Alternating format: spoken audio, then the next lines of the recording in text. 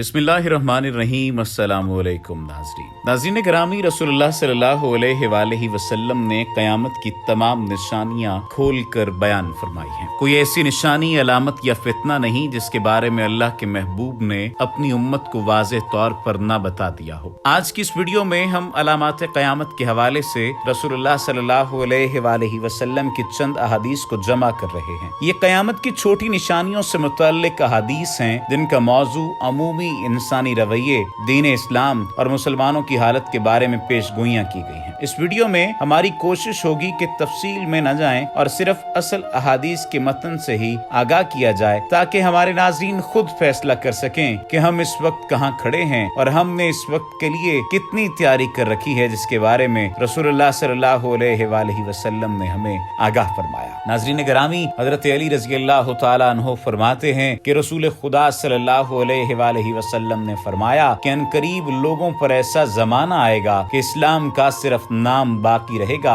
और कुरान की सिर्फ रस्म बाकी रह जाएगी। उनकी मस्जिदें नक्शो निगार से आबाद होंगी और हिदायत के एतबार से वीरान होंगी। उनके उलमा आसमान के नीचे रहने वालों में सबसे ज्यादा बुरे होंगे। उन उलमा से फितने पैदा होंगे और फिर उनमें वापस आ जाएंगे। इब्न माजा की एक रिवायत में है कि रसूल खुदा सल्लल्लाहु अलैहि वसल्लम ने इरशाद फरमाया कि मेरी उम्मत में आइंदा ऐसे लोग होंगे जो दीन की समझ हासिल करेंगे और कुरान पढ़ेंगे, फिर सरमायादारों के पास जाएंगे और कहेंगे कि हम सरमायादारों के पास जाते हैं और उनसे दुनिया हासिल करते हैं और अपना दीन बचाकर उनसे अलग हो जाते हैं। फिर इरशाद फरमाया कि हालांकि ऐसा नहीं हो सकता कि दुनिया वालों के पास जाकर दीन सालम रह जाए। जिस तरह के ताद के दरख्त से कांटों के सिवा कुछ नहीं लिया जा सकता, इसी तरह सरमायादारों के करीब से गुनाहों के अलावा कुछ हासिल नहीं हो सकता। हजरत अब्दुल्लाह बिन मसूद रज़ियल्लाहु तआला अन्हु फरमाते थे कि अगर अहले इल्म अपने इल्म को महफूज रखते और उससे सलाहियत वाले इंसानों में खर्च करते तो जमाने के सरदार बन जाते, लेकिन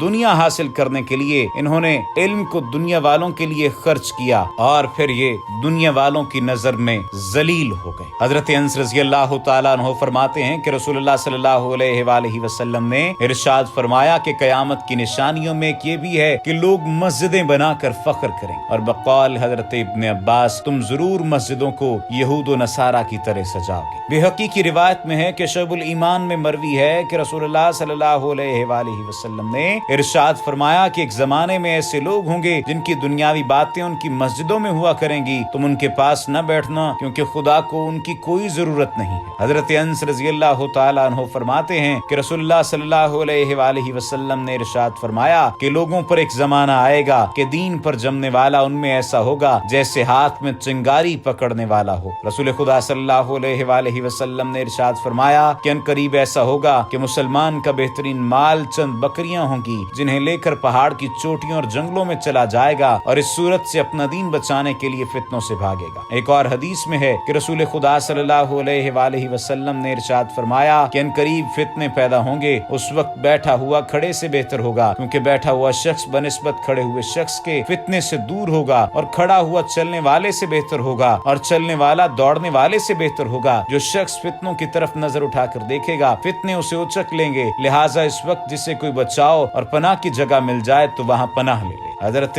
मुअक्किल बिन यसार रज़ियल्लाहु तआला अन्हु रिवायत करते हैं कि रसूल खुदा सल्लल्लाहु अलैहि वसल्लम ने इरशाद फरमाया कि कत्ल के जमाने में इबादत करना मेरी तरफ हिजरत करने के बराबर है। हजरत अबू सुलबा रज़ियल्लाहु तआला अन्हु फरमाते थे कि मैंने रसूल खुदा सल्लल्लाहु अलैहि वसल्लम से इस आयत यानी या अय्युहल्लज़ीना आमनू अलैकुम अनफुसकुम ला यज़ुर्रुकुम मन ज़ल्ला इज़ा तदैतुम, ये सूरतुल माइदा की आयत नंबर 105 है, का मतलब दरियाफ्त किया तो आपने फरमाया कि नेकियों का हुक्म करते रहो और बुराइयों से रोकते रहो, यहाँ तक कि जब तुम लोगों का ये हाल देखो कि बुखल की अतात की जाने लगे और ख्वाहिश नफसानी पर अमल होने लगे और दीन पर दुनिया को तरजीह दी जाने लगे और हर साहिब राय अपनी राय को मुकद्दम समझने लगे और तुम इस हाल में हो जाओ कि लोगों में रहकर तुम्हारे लिए फितने में पड़ जाना जरूरी हो जाए, तो खास तौर पर अपने नफ्स को संभाल लेना और अवाम को छोड़ देना, क्योंकि तुम्हारे आगे यानी आने वाले जमाने में सब्र के दिन हैं। जिसने इनमें सब्र किया यानी दीन पर जमा रहा तो गोया उसने चिंगारी हाथ में ली। फिर फरमाया कि उस जमाने में दीन पर अमल करने वाले को उन 50 आदमियों के अमल के बराबर अजर मिलेगा जो इस जमाने के अलावा उस जैसा अमल करे।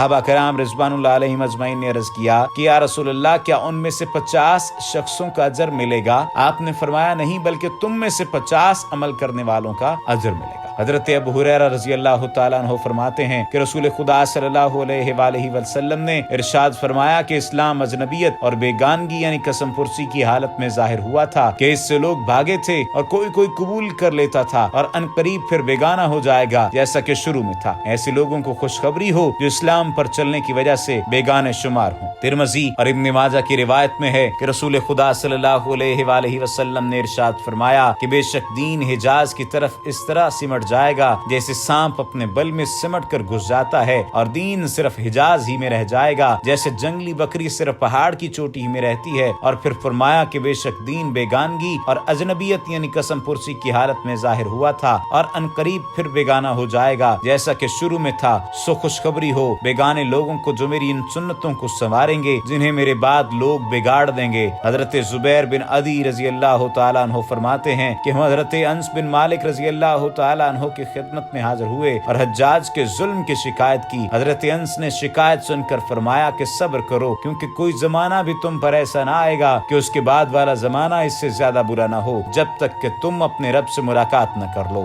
یہ بات میں نے رسول خدا صلی اللہ علیہ وآلہ وسلم سے سنی ہے۔ حضرت ابو ہریرہ رضی اللہ تعالیٰ عنہ فرماتے ہیں کہ رسول خدا صلی اللہ علیہ وآلہ وسلم نے ارشاد فرمایا کہ اندھیری رات کے ٹکڑوں کی طرح آنے والے سیاہ فتنوں سے پہلے نیک عمل کرنے میں جلدی کرو۔ زمانے میں انسان صبح کو مومن ہوگا اور شام کو کافر ہوگا، اور شام کو مومن ہوگا، صبح کو کافر ہوگا، ذرا سی دنیا کے بدلے اپنے دین کو بیچ ڈالے گا۔ حضرت مقدام بن معد کرب رضی اللہ تعالیٰ عنہ فرماتے ہیں کہ رسول کریم صلی اللہ علیہ وآلہ وسلم نے فرمایا کہ خبردار، یقیناً مجھے قرآن دیا گیا ہے اور قرآن جیسے اور احکام بھی دیے گئے ہیں۔ پھر فرمایا خبردار، ایسا زمانہ آئے گا کہ پیٹ بھرا انسان اپنی آرام گاہ پر بیٹھا ہوا کہے گا بس تمہیں قرآن کافی ہے، اس میں جو حلال بتایا اسے حلال سمجھو، اور اس نے جسے حرام بتایا اسے حرام سمجھو، حدیث کی ضرورت نہیں ہے۔ پھر فرمایا کہ حالانکہ رسول اللہ صلی اللہ علیہ وآلہ وسلم کا حکم کسی چیز کے حرام ہونے کے لیے ایسا ہی ہے جیسا خدا نے کسی چیز کے حرام ہونے کا حکم دیا ہے۔ حضرت